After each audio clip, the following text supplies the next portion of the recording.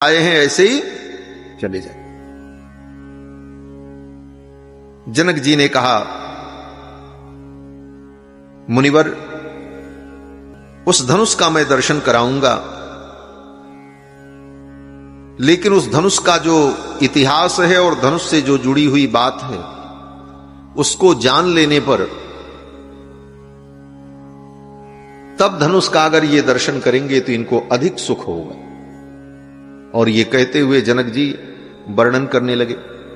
जनक जी ने कहा, यज्ञ करने के लिए मैं भूमि का शोधन कर रहा था। भूमि का शोधन करते समय हल के अग्रभाग से एक कन्या मुझे प्राप्त हुई। क्षेत्रम शोधयता लब्धा नामना सीतेति विश्रुता। ज्यों ही मैंने हल को भूमि में लगाया, हल के अग्रभाग से एक कन्या प्रकट हुई। भूतलाद उत्थिता सातु व्यवर्धत ममात्मजा। मैंने उस कन्या का पालन पोषण किया, मैंने उसका नाम सीता रखा है। सीतालांगल पद्धति। हल का जो अग्रभाग होता है, उस हल के अग्रभाग से जो जमीन में धारा बनती है, हल चलाते समय गड्ढा होता है, उसी को कहते हैं सीता। और उसी से ये प्रकट हुई है, इसलिए इनका नाम हमने सीता रख दिया। सीतालांगल पद्धति। और ये कन्या स्वयं प्रकट हुई है, स्वयंभू है, स्वयंभुआ है, भूमिजा है, उर्विजा है। तो इस कन्या के महत्व को समझते हुए मैंने प्रतिज्ञा की कि पालन पोषण तो मैं करूंगा, लेकिन इसका विवाह किसी महान वीर के साथ मैं करूंगा। और उसका मैंने एक परीक्षण रखा। मेरे यहां जो ये माहेश्वर धनुष है, इस धनुष पर जो प्रत्यंचा चढ़ा दे जो वीर, उसके साथ मैं अपनी बेटी का विवाह करूंगा, ये मैंने प्रतिज्ञा कर ली। बड़े बड़े राजा आए सुन करके, लेकिन कोई उस धनुष पर प्रत्यंचा नहीं चढ़ा पाया। गोस्वामी जी ने इस चित्र का बड़ा सुंदर वर्णन किया कि जनक जी ने स्वयंवर किया, बड़े बड़े राजा आए, तमक तमक करके जा रहे थे उठाने के लिए, लेकिन कोई उस धनुष को नहीं उठा पाए। और ज्यों ज्यों राजा लोग जाकर के उठाने का प्रयत्न करते, मानो धनुष और गंभीर होता चला जाता। क्यों? गोस्वामी जी कहते हैं, उन राजाओं के बल को वो धनुष खींच लेता, और उस बल कर्षण के कारण वो धनुष मानो और भी गंभीर हो गया। शंभु का वो धनुष, उसे कोई तिल भर उठा नहीं सका। उन राजाओं के अभिमान के कारण उनके स्पर्श करते ही उनके बल का कर्षण करके वो और गंभीर होता चला गया, अधिक अधिक गरु आए। फिर तो बड़े बड़े राजा आए। गोस्वामी जी कहते हैं, भूप सहस दस एक ही 12 लगे उठावन टरई न टारा। और सब हार कर पराजित होकर चले गए। जनक जी यहां पर वर्णन करते हैं, जनक जी कहते हैं, फिर तो उन राजाओं ने योजना बनाई, मिथिला के ऊपर आक्रमण कर दो और इस कन्या का हरण कर लो। राजाओं ने मेरे राज्य पर आक्रमण कर दिया, मेरी संपूर्ण सेना मारी गई। फिर मैंने देवताओं से प्रार्थना की, देवताओं ने एक अजेय सेना प्रदान की, और उस सेना के द्वारा वे सभी राजा पराजित हुए। फिर लौट करके कभी मेरे नगर की ओर नहीं आए। लेकिन हे मुनिवर, मेरी बेटी सीता का अभी तक विवाह नहीं हुआ, क्योंकि मैंने प्रतिज्ञा की है, जो इस धनुष पर प्रत्यंचा चढ़ाएगा उसी के साथ मैं अपनी बेटी का विवाह करूंगा। तो इन्हें देख करके मेरे मन में उत्साह हो रहा है जनक जी ने कहा, यद्यस्य धनुषो राम कुर्याद आरोपणम मुने, यदि राम इस धनुष पर प्रत्यंचा चढ़ा दें तो सुताम अयोनिजाम सीताम दद्याम दासरथे रहम, मैं अपनी अयोनिजा कन्या सीता का इनको दान कर दूंगा। ये सुनकर विश्वामित्र जी ने जनकस्य वचः श्रुत्वा विश्वामित्रो महामुनि धनुर्दर्शय रामाय इति होवाच पार्थिव। जनक जी के इन वचनों को सुनकर विश्वामित्र जी ने कहा, लाओ दिखाओ मेरे राम को धनुष, फिर देखते हैं। अब तो जनक जी का आदेश हुआ, वीर लोग गए, 5000 बड़े बड़े पहलवान, छोटे मोटे नहीं महाराज। महर्षि वाल्मीकि कहते हैं कि व्यायतानाम महात्मनाम, व्यायतानाम महात्मनाम, बड़े लंबे लंबे पहलवान। कितने? बोले 5000, नृणाम शतानि 50, 5000 बड़े बड़े वीर गए और उस पेटी को लेकर के आए जिस पेटी में वो धनुष रखा हुआ। लोहे की मंजूषा थी, बड़े बड़े पहिया लगे हुए थे उसमें, और उसे उठा करके नहीं लाए, उसको खींच करके ले आए। समूहुस्ते कथंचन, और ला करके सभा के मध्य में जब रखा तो जनक जी ने एक बार फिर कहा, हे मुनिवर, इदम धनुर्बरम ब्रह्मन् जनकैरभिपूजितम, ये जो धनुष है हमारे पूर्वजों के द्वारा पूजित होता चला आया है, और इस धनुष पर प्रत्यंचा चढ़ाना किसी के बस की बात नहीं। जनक जी ने कहा, नैतत् सुरगणा सर्वे, यहां से शुरू किया देवताओं से, देवता भी इस धनुष पर प्रत्यंचा नहीं चढ़ा सकते। सासुरा नच राक्षसा, कोई असुर भी इस धनुष पर प्रत्यंचा नहीं चढ़ा सकते। न राक्षसा, राक्षस बड़े वीर होते हैं लेकिन कोई राक्षस भी इस धनुष पर प्रत्यंचा नहीं चढ़ा सकता। गंधर्व यक्ष प्रवराह, गंधर्व यक्ष किन्नर अजानज किम पुरुष, ये कोई भी देवता इस धनुष पर प्रत्यंचा नहीं चढ़ा सकते। और जब ये नहीं चढ़ा सकते, आगे की पंक्ति बड़ी महत्वपूर्ण है। जनक जी कहते हैं, क्वा गतिर्मानुषाणाम च, मनुष्य की क्या गति है कि मनुष्य इस पर प्रत्यंचा चढ़ाए। ये जनक जी ने पहले कह दिया, क्वा गतिर्मानुषाणाम च धनुषोस्य प्रपूरणे, जब देवता गंधर्व यक्ष किन्नर नाग राक्षस असुर इस धनुष पर प्रत्यंचा नहीं चढ़ा सकते, तो क्वा गतिर्मानुषाणाम च, मनुष्य की क्या गति। लेकिन उस धनुष पर प्रत्यंचा किसने चढ़ाया? राम जी ने चढ़ाया। और प्रत्यंचा ही नहीं चढ़ाया, प्रत्यंचा चढ़ाने के क्रम में धनुष टूट गया। इससे क्या सिद्ध हुआ? बोले इससे यही सिद्ध हुआ कि राम जी मनुष्य नहीं है। मनुष्य की तो कोई गति ही नहीं थी। राम जी देवता भी नहीं है, क्योंकि देवता भी नहीं चढ़ा सकते। राम जी यक्ष किन्नर गंधर्व नहीं है, तो यक्ष किन्नर गंधर्व राक्षस पिशाच मनुष्य, इन सब से अलग अगर कोई तत्व है तो वो तत्व परमात्म तत्व है, वो भगवान है।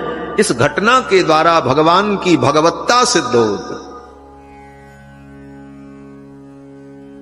ये धनुष भंग केवल राम जी का पराक्रम नहीं प्रकट करता, ये धनुर्भंग राम के परत्व का निर्णय करता है कि राम जी परम तत्व हैं। रामान नास्ति परायणम परतरम, राम से परे कोई तत्व नहीं। ये तत्व निर्णय हो रहा है। धनुष आ गया, जनक जी ने सारी बात बताई। विश्वामित्र जी ने कहा राम यही वो धनुष है, देखो और इस पर प्रत्यंचा चढ़ाने का प्रयत्न करो। राम जी चल पड़े, गुरु जी को प्रणाम किया और प्रणाम करके बड़े सहज भाव से राम जी धनुष की ओर चले। बाकी जितने राजा थे वो धनुष को उठाने जब जाते थे तो महाराज अपने पीतांबर को कमर में बांध करके परिकर बांध उठे अकुलाई, कमर में पीतांबर बांध करके कस करके अपनी मूछों पर ताव देते हुए, और जिसके मूछ नहीं थी वो अपनी भौं पे ताव दे रहा था। और महाराज इस तरह से सब जा रहे थे। कुछ तो ऐसे थे महाराज धनुष तक जाते जाते बीच में 2-4 बार उठक बैठक लगा करके अपने भुजबल का अंदाजा लगा रहे थे, लेकिन इधर से सब बड़े उत्साह से जाते और उधर से बुझे हुए बल्ब के समान लौट करके चले आते, धनुष को तिल भर नहीं उठा पाते। लेकिन राम जी जब चले तो कैसे चले, गोस्वामी जी महाराज वर्णन करते हैं सहज ही जैसे गजराज, मत्त गजराज झूमते हुए चलता है अपनी मस्ती में, गज गयंद की चाल में बड़ी मस्ती में रघुनाथ जी चले, सहज ही चले सकल जग स्वामी। धनुष के पास जब पहुंचे तो एक बार गुरु जी को फिर प्रणाम किया।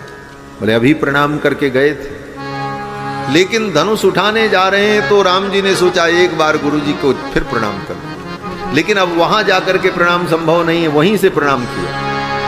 कैसे? बोले मन ही मन प्रणाम किया। गुरु ही प्रणाम मन ही मन कीन्हा, अति लाघव उठाई धनु। मन ही मन गुरु जी को प्रणाम किया और धनुष को अति लाघव, अति लाघव का मतलब सहज तरीके से, ये नहीं कि राम जी ने पहले धनुष को पकड़ा हो, फिर अंदाजा हो, फिर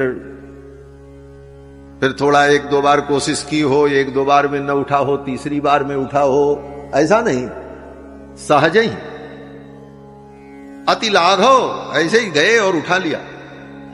अति लाघव उठाई धनु लीना, और फिर उस धनुष को टिका करके दबाया, डोरी बांधी, उठाया ही नहीं, उसे टिकाया, फिर बाएं हाथ से दबाया, दाहिने हाथ से डोरी को बांधा, फिर धनुष को बाएं हाथ से पकड़ा, दाएं हाथ से डोरी को पकड़ा और ऐसे डोरी को खींचा। अब इतना खींच दिया राम जी ने कि खींचते खींचते खींचते वो धनुष इतना झुकता चला गया कि बीच से टूट गया महाराज। महर्षि वाल्मीकि कहते हैं, महर्षि वाल्मीकि वर्णन करते हैं कि आरोपयित्वा मौर्वीं पूरयामास तद्धनुः तद्भवंज धनुर्मध्ये नरश्रेष्ठो महायशाह। वो धनुष बीच से टूट गया। कहने में तो देर लग गई। राम जी ने धनुष को उठाया, टिकाया, झुकाया, बांधा, खींचा, ये कहने में हमको देर लग गई, लेकिन ये सब करने में राम जी को देर नहीं लगी। क्यों? बोले कोई देख ही नहीं पाया कि राम जी ने कब उठाया, कब रखा, कब डोरी बांधी, कब खींचा। जब धनुष टूटा तब लोगों को पता चला। गोस्वामी जी महाराज वर्णन करते हैं, लेति चढ़ावत थे छतिगाड़े, चढ़ावत थे छतिगाड़े, बाहु न लखा देख सब ठाड़े, बाहु न लखा देख सब ठाड़े, चल राम मध्य रंग तोरा, चल राम मध्य रंग तोरा, हरे भुवन धुनि घोर कटोरा, हरे भुवन धुनि घोर कठोर, हरे भुवन घोर कठोर, रब रवि बाजित दिमार भी चले, चिकराई दिक्कत डोल वही आई, कोल कोरुम कर मरे, सूर्य असुर मुनि कर कान नीले, सकल विकल विचारणी हो, खंड खंड उदाम तुलसी, जय बचन उचारही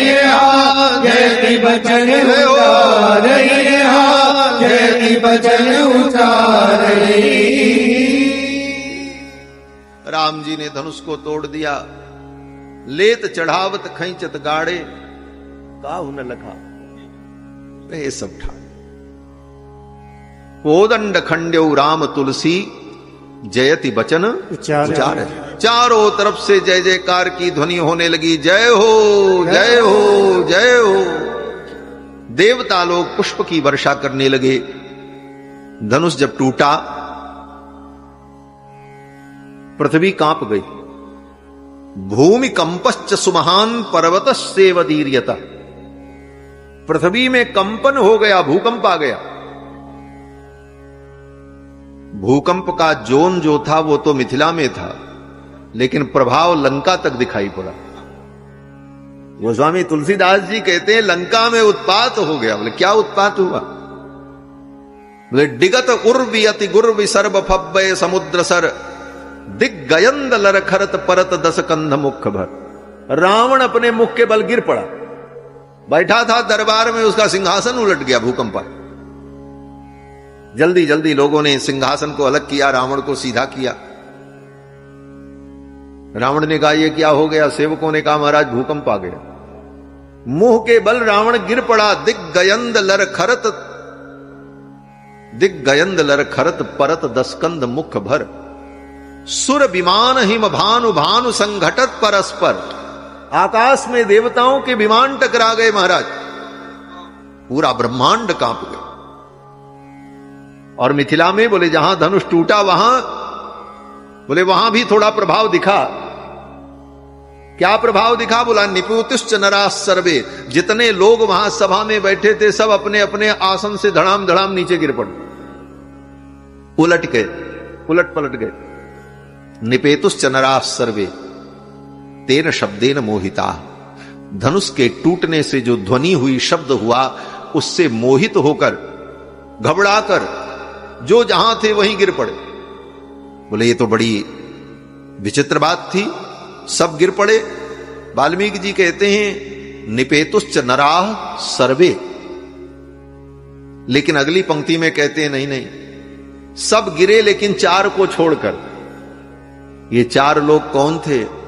बोले बर्जयित्वा मुनिवरम, विश्वामित्र जी नहीं गिरे, राजानम जनक जी नहीं गिरे, तौच राघवऊ राम और लक्ष्मण दोनों भाई नहीं गिरे। विश्वामित्र जी, जनक जी, राम जी, लक्ष्मण जी, इन चार को छोड़कर सभा में जितने लोग थे सब गिर पड़े। निपेतुश्च नराः सर्वे तेन शब्देन मोहिताः। जब सब गिरे फटाफट उठ करके खड़े भी हो गए, शरीर झाड़ा, हाथ झाड़ा, एक दूसरे की ओर देखा और क्या हुआ क्या हुआ, एक दूसरे से कहने लगे क्या हुआ क्या हुआ। तब तक चारों तरफ से आवाज आई, तोड़ दिया तोड़ दिया तोड़ दिया रे, रघुवर ने धनुहिया तोड़ दिया रे। तो बोलो श्री सीता रामचंद्र भगवान की जय। राम जी ने धनुष तोड़ दिया, चारों तरफ जय जयकार होने लगी। उसी समय सखियां किशोरी जी को लेकर के आईं। किशोरी जी के हाथ में बरमाला। सखियों ने कहा हे जानकी, ये बरमाला अब राम जी को पहना दो। किशोरी जी बरमाला पहनाना चाहती हैं, लेकिन प्रेम की ऐसी विवशता कि किशोरी जी राम जी को माला नहीं पहना पा रही। चतुरी सखी ने कहा जयमाल पहनाओ, लेकिन किशोरी जी पहना नहीं पाती। क्या कारण? गोस्वामी जी कहते प्रेम विवश पहिराई न जाए। प्रेम की विवशता है। क्या है प्रेम की विवशता? प्रेम तो कहता है कि जिनको पाने की प्रतीक्षा थी उनको प्राप्त करने का समय आ गया, विलंब मत करो, माला पहना दो। प्रेम तो ये कहता है। लेकिन किशोरी जी कुछ और सोचती। किशोरी जी सोचने लगी, अभी तो इनका मैं दर्शन कर रही हूं, आनंद सुख मिल रहा है, और ज्यों ही मैं माला पहना दूंगी सखियां कहेंगी काम हो गया, अब चलो, फिर तो हमें लेकर के महल में चली जाए। इनका जो ये दर्शन सुख मिल रहा है, इस सुख से मैं वंचित हो जाऊंगी और अपने सुख में मैं स्वयं बाधक बन जाऊं, माला पहना करके इस सुख से दूर चली जाऊं। नाना, ऐसा तो नहीं हो सकता। इस कारण से किशोरी जी माला को आगे बढ़ाती हैं, फिर हाथ पीछे कर लेती हैं। प्रेम विवश पहिराई न जाए, ये प्रेम की व्यवस्था कहती है थोड़ी देर और रुक जाओ, थोड़ा इनको और देख लें, थोड़ा और दर्शन कर लें। और इस व्यवस्था के कारण किशोरी जी माला नहीं पहना पा। भक्तों ने और भी बड़ी भावनाएं अनुभव की हैं। क्या अनुभव किया? बोले भक्त कहते हैं किशोरी जी छोटी हैं, राम जी लंबे हैं। किशोरी जी का हाथ राम जी के गले तक नहीं पहुंचता, तो माला पहनाए कैसे? इस कारण से किशोरी जी माला नहीं पहना पा रही। सखियों ने कहा, रघुनाथ जी आप थोड़ा झुक जाओ, हमारी किशोरी जी छोटी हैं, इनका हाथ आपके गले तक नहीं पहुंच रहा है।